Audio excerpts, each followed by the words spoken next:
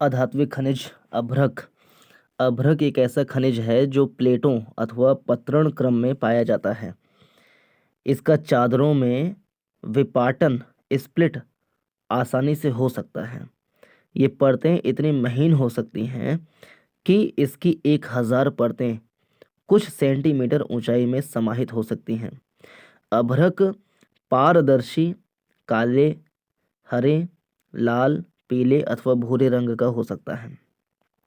इसकी सर्वोच्च परावैद्युत शक्ति, ऊर्जा ह्रास का निम्न गुणांक, विंस वाहन के गुण और उच्च वोल्टेज की प्रतिरोधिता के कारण अभ्रक विद्युत व इलेक्ट्रॉनिक उद्योगों में प्रयुक्त होने वाले अपरिहार्य खनिजों में से एक है। अभ्रक के निक्षेप छोटा नागपुर पठार के उत्तरी पठारी किनारों पर पाए जाते हैं। बिहार झारखंड की कोडरमा गया हजारीबाग पेटी अग्रणी उत्पादक हैं। राजस्थान के मुख्य अभ्रक उत्पादक क्षेत्र अजमेर के पास हैं। आंध्र प्रदेश की नेल्लोर अभ्रक पेटी भी देश की महत्वपूर्ण उत्पादक पेटी है। चट्टानी खनिज चूना पत्थर लाइमस्टोन। चूना पत्थर कैल्शियम या कैल्शियम कार्बोनेट तथा मैग्नीशियम कार्बोनेट से बनी चट्टानों में पाया जाता है। यह अधिकांशतः अवसादी चट्टानों में पाया जाता है। चूना पत्थर सीमेंट उद्योग का एक आधारभूत कच्चा माल होता है और लौह प्रगलन की भट्टियों के लिए अनिवार्य है। चूना पत्थर उत्पादन में राज्यों का अंश। तो राजस्थान 21% चूना पत्थर में आगे हैं। राजस्थान 21%, राजस्थान 21%, राजस्थान 21%, मध्य प्रदेश, आंध्र प्रदेश, छत्तीसगढ़, कर्नाटक यहाँ पे। तो राजस्थान 21% चूना पत्थर में, मध्य प्रदेश, आंध्र प्रदेश 11%, छत्तीसगढ़, कर्नाटक 10%, गुजरात, तमिलनाडु, तेलंगाना 8%। खनन को घातक उद्योग किलर इंडस्ट्री बनने से रोकने के लिए दृढ़ सुरक्षा विनियम और पर्यावरणीय कानूनों का क्रियान्वयन अनिवार्य है।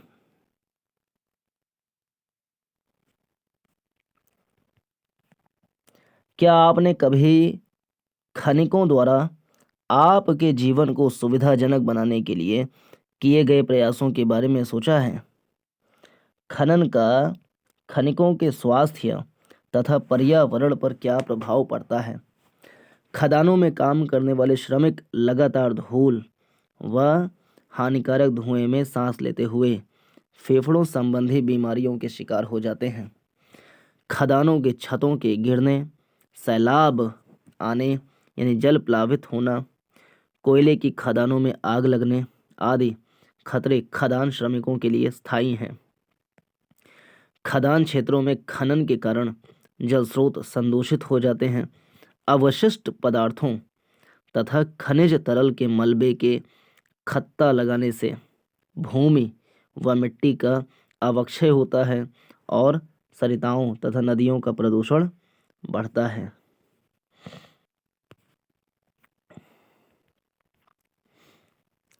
खनिजों का संरक्षण। हम सभी को उद्योग और कृषि की खनिज निक्षेपों और उनसे विनिर्मित पदार्थों पर भारी निर्भरता सुप्रेक्षित है। खनन योग्य निक्षेप की कुल राशि असार्थक अंश है, अर्थात भू परपटी का 1%। जिन खनिज संसाधनों के निर्माण व सांद्रण में लाखों वर्ष लगे हैं, हम उनका शीघ्रता से उपभोग कर रहे हैं। खनिज निर्माण की भूगर्भिक प्रक्रियाएं इतनी धीमी हैं कि उनके वर्तमान उपभोग की दर की तुलना में उनके पुनर्भरण की दर अपरिमित रूप से थोड़ी है। इसीलिए खनिज संसाधन सीमित तथा अनवीकरणीय योग्य हैं। खनिज संसाधन सीमित तथा अनवीकरणीय योग्य हैं। समृद्ध खनिज निक्षेप हमारे देश की अत्यधिक मूल्यवान संपत्ति है, लेकिन ये अल्पजीवी हैं। अयस्कों के सतत उत्खनन से लागत बढ़ती है, क्योंकि खनिजों के उत्खनन की गहराई बढ़ने के साथ उनकी गुणवत्ता घटती जाती है। आपने खनिज संसाधनों को सुनियोजित एवं सतत पोषणीय ढंग से प्रयोग करने के लिए एक तालमेल युक्त प्रयास करना होगा। निम्न कोटि के अयस्कों का कम लागतों पर प्रयोग करने के लिए उन्नत प्रौद्योगिकियों का सतत विकास करते रहना होगा।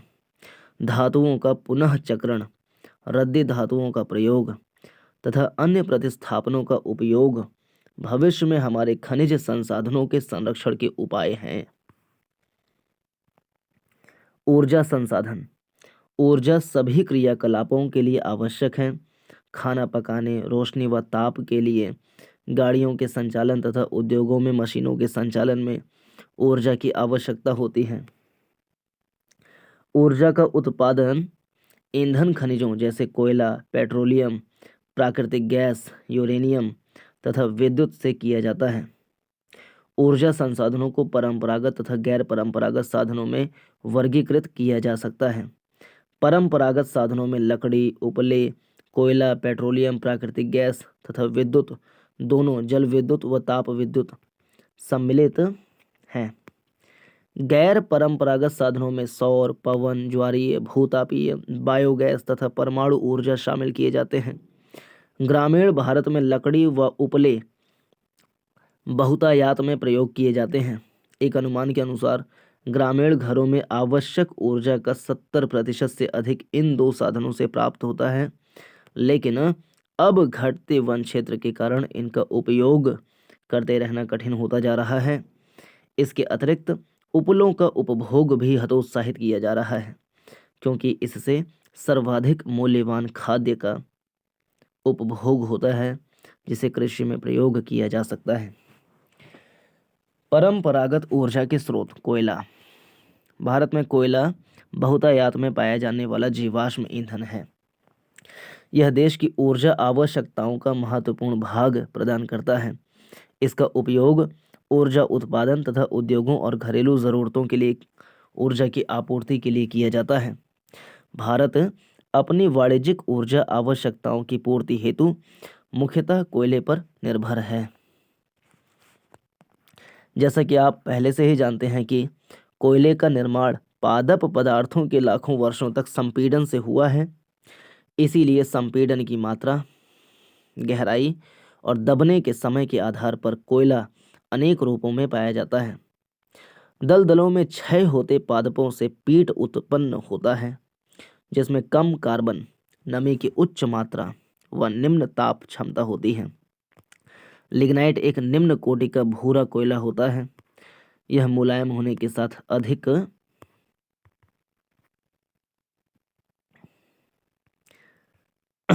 नमीयुक्त होता है।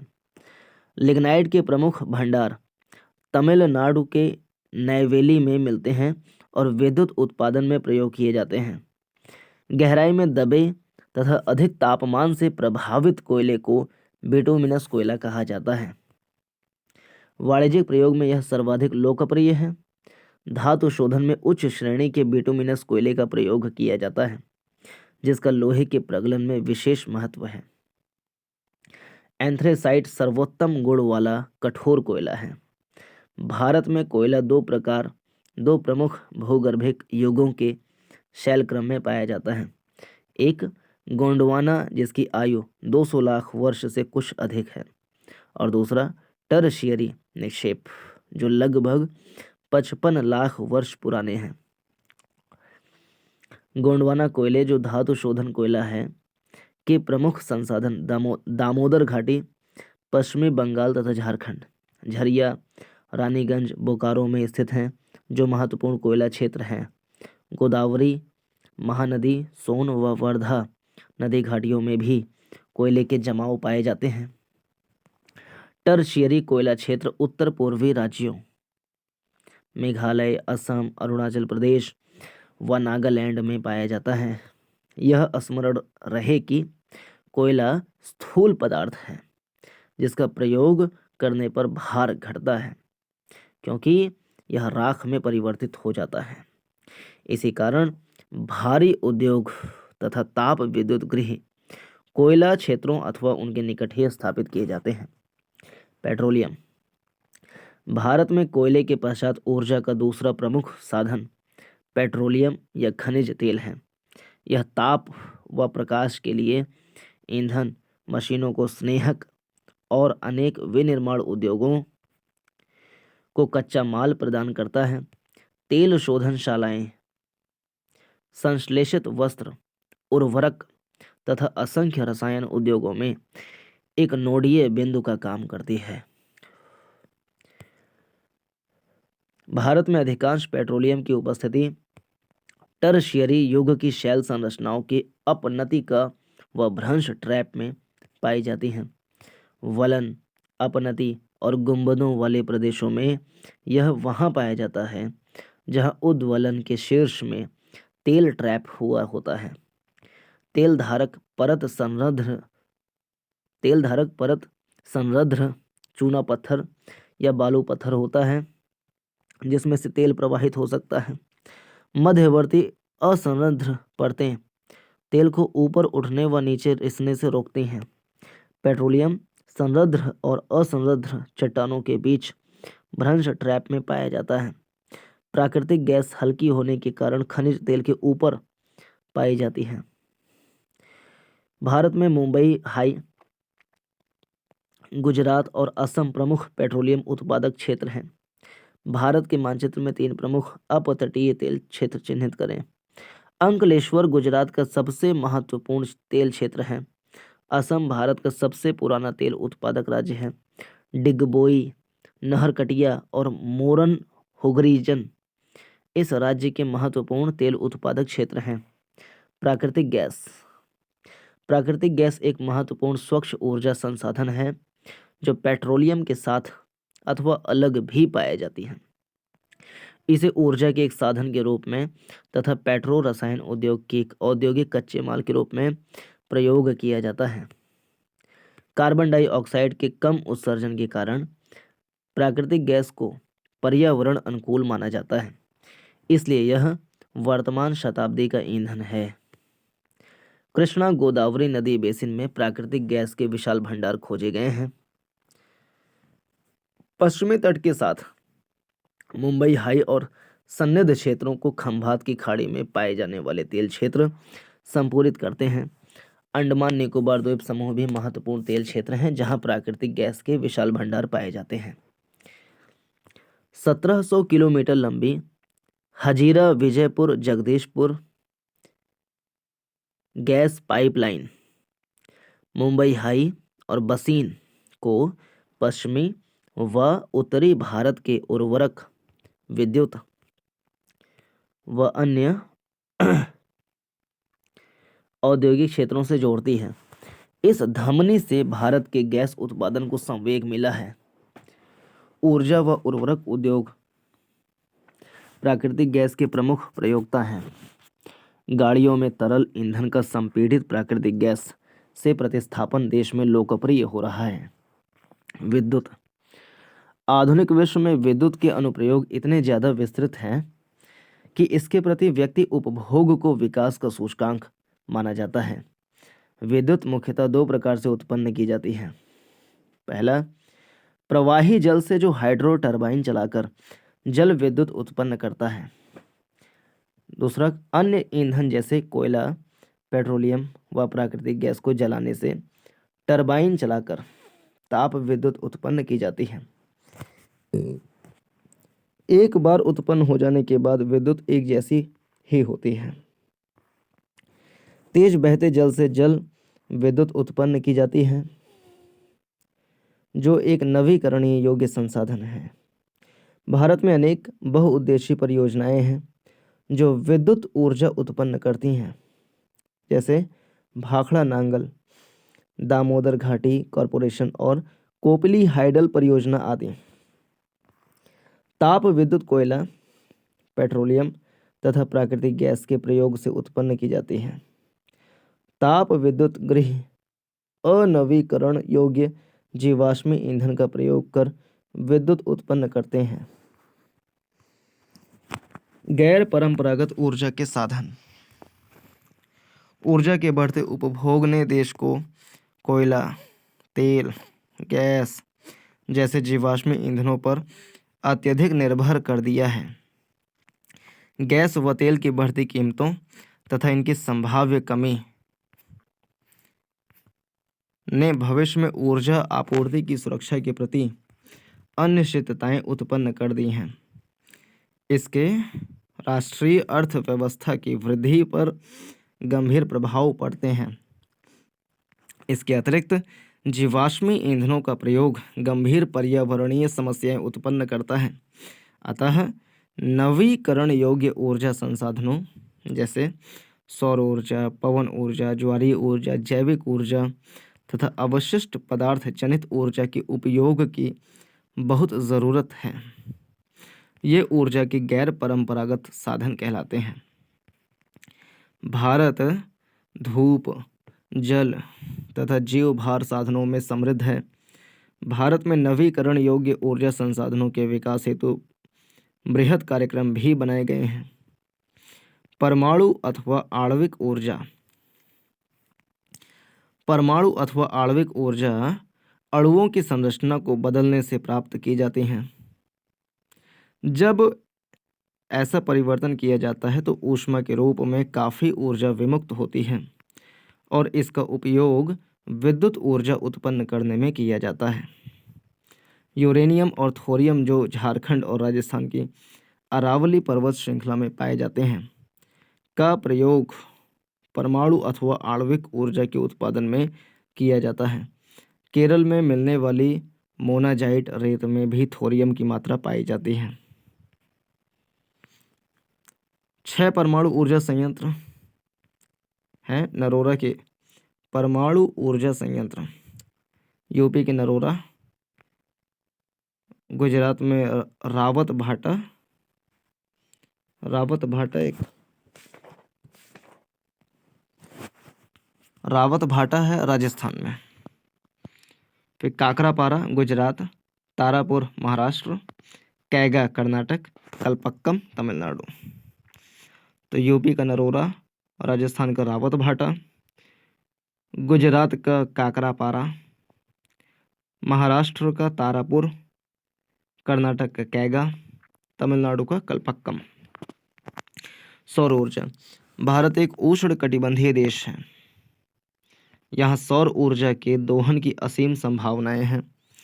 फोटोवोल्टाइक प्रौद्योगिकी द्वारा धूप को सीधे विद्युत में परिवर्तित किया जाता है। भारत के ग्रामीण तथा सुदूर क्षेत्रों में सौर ऊर्जा तेजी से लोकप्रिय हो रही है। कुछ बड़े सौर ऊर्जा संयंत्र देश के विभिन्न भागों में स्थापित किए जा रहे हैं। ऐसी अपेक्षा है कि सौर ऊर्जा के प्रयोग से ग्रामीण घरों में उपलों तथा लकड़ी पर निर्भरता को न्यूनतम किया जा सकेगा। फलस्वरूप यह पर्यावरण संरक्षण में योगदान देगा और कृषि में भी खाद्य की पर्याप्त आपूर्ति होगी। पवन ऊर्जा। भारत में पवन ऊर्जा के उत्पादन की महान संभावनाएं हैं। भारत में पवन ऊर्जा फार्म की विशालतम पेड़ी तमिलनाडु में नागरकोइल से मदुरई तक अवस्थित है। इसके अतिरिक्त आंध्र प्रदेश, कर्नाटक, गुजरात, केरल, महाराष्ट्र तथा लक्षद्वीप में भी महत्वपूर्ण पवन ऊर्जा फार्म हैं। नागरकोइल और जैसलमेर देश में पवन ऊर्जा के प्रभावी प्रयोग के लिए जाने जाते हैं। बायोगैस। ग्रामीण इलाकों में झाड़ियों, कृषि अपशिष्ट, पशुओं और मानवजनित अपशिष्ट के उपयोग से घरेलू उपभोग हेतु बायोगैस उत्पन्न की जाती है।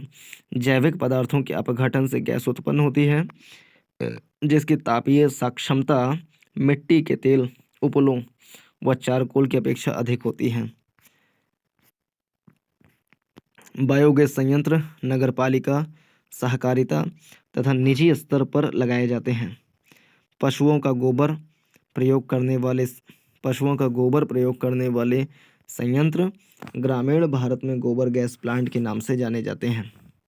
ये किसानों को 2 प्रकार से लाभान्वित करते हैं, एक ऊर्जा के रूप में और दूसरा उन्नत प्रकार के उर्वरक के रूप में। बायोगैस अब तक पशुओं के गोबर का प्रयोग करने में सबसे दक्ष है। यह उर्वरक की गुणवत्ता को बढ़ाता है और उपलों तथा लकड़ी को जलाने से होने वाले वृक्षों के नुकसान को रोकता है। ज्वारीय ऊर्जा। महासागरीय तरंगों का प्रयोग विद्युत उत्पादन के लिए किया जा सकता है। सकरी खाड़ी के आर पार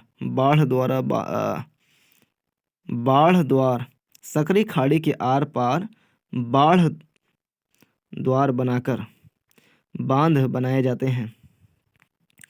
उच्च ज्वार में इस सकरी खाड़ी नुमा प्रवेश द्वार से पानी भीतर भर जाता है और द्वार बंद होने पर बांध में ही रह जाता है। बाढ़ द्वार के बाहर ज्वार उतरने पर बांध के पानी को इसी रास्ते पाइप द्वारा समुद्र की तरफ बहाया जाता है, जो इसे ऊर्जा उत्पादक टरबाइन की ओर ले जाते हैं। भारत में खंबात की खाड़ी, कच्छ की खाड़ी तथा पश्चिमी तट पर गुजरात में और पश्चिमी बंगाल में सुंदरवन क्षेत्र में गंगा के डेल्टा में ज्वारीय तरंगों द्वारा ऊर्जा उत्पन्न करने की आदर्श दशाएं उपस्थित हैं। भूतापीय ऊर्जा। पृथ्वी के आंतरिक भागों से ताप का प्रयोग कर उत्पन्न की जाने वाली विद्युत को भूतापीय ऊर्जा कहते हैं।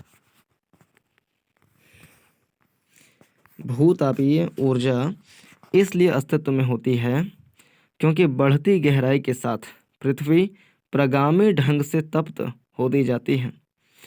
जहाँ भी भूतापीय प्रवणता अधिक होती है, वहाँ उथली गहराइयों पर भी अधिक तापमान पाया जाता है। ऐसे क्षेत्रों में भूमिगत जल चट्टानों से ऊष्मा का अवशोषण कर तप्त हो जाता है। यह इतना तप्त हो जाता है कि यह पृथ्वी की सतह की ओर उठता है तो यह भाप में परिवर्तित हो जाता है।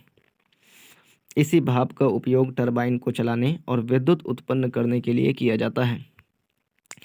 भारत में सैकड़ों गर्म पानी के चश्मे हैं जिनका विद्युत उत्पादन में प्रयोग किया जा सकता है।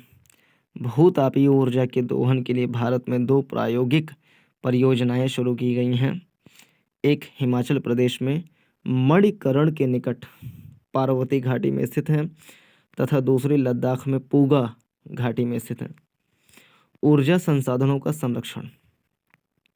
आर्थिक विकास के लिए ऊर्जा एक आधारभूत आवश्यकता है। राष्ट्रीय अर्थव्यवस्था के प्रत्येक सेक्टर, कृषि, उद्योग, परिवहन, वाणिज्य व घरेलू आवश्यकताओं की पूर्ति के लिए ऊर्जा के निवेश की आवश्यकता है। स्वतंत्रता प्राप्ति के पश्चात क्रियान्वित आर्थिक विकास की योजनाओं को चालू रखने के लिए ऊर्जा की बड़ी मात्रा की आवश्यकता थी। फलस्वरूप पूरे देश में ऊर्जा के सभी प्रकारों का उपभोग धीरे धीरे बढ़ रहा है। इस पृष्ठभूमि में ऊर्जा के विकास के सतत पोषणीय मार्ग के विकसित करने की तुरंत आवश्यकता है। ऊर्जा संरक्षण की प्रोन्नति और नवीकरणीय ऊर्जा संसाधनों का बढ़ता प्रयोग सतत पोषणीय ऊर्जा के 2 आधार हैं। वर्तमान में भारत विश्व के अल्पतम ऊर्जा दक्ष देशों में गिना जाता है। हमें ऊर्जा के सीमित संसाधनों के न्याय संगत उपयोग के लिए सावधानीपूर्ण उपागम अपनाना होगा।